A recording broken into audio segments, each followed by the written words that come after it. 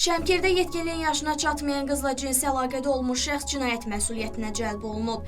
News 24 Az Qafqaz Infoya istinadən xəbər verir ki, rayonun kəndlərinin birində yaşayan 2001-ci il təvəllüdlü Hüseyn İbrahimova Cinayət Məcəlləsinin 152-ci, yəni 16 yaşına çatmayan şəxslə cinsi əlaqədə olma maddəsi ilə iş açılıb. Araşdırmalar zamanı məlum olub ki, Hüseyn 2020-ci ildə evlənib və 2 az yaşlı övladı var.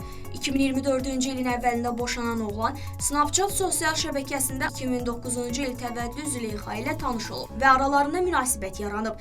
10-cu sinif şagirdi olan yeniyetmə qız 2 avqust 2024-cü il tarixində evdə anası ilə mübahisə edərək mənzili tərk edib. O Bakıda Şamaxınka adlanan yerə gələrək Şəmkirə gedən taksi tapıb və gecə saat 1 radələrində taksi ilə yola düşüb. Yeniyetmə qız gedərkən məni yalandan axtarmayın, sevdim gəlib məni apardı, axtarsanız da tapa bilməyərsiniz sözlərini qeyd edilmiş məktub yazaraq evə qoyub. Hüseynin istəyi ilə Şəmkirə gedən qız 3 avqustda onunla görüşərək yaşadığı evə gedib. Burada Hüseyn öz körpü övladlarını bacısının uşaqları kimi qələmə verərək subay olduğunu deyib. Lakin bir müddət sonra Züleyxa uşaqların Hüseynə məxsus olmasını öyrənib və onlara baxmağa razı olub. Hüseynin ailə üzvləri də 15 yaşında olduğunu bildikləri qızı evin gəlini kimi qəbul ediblər.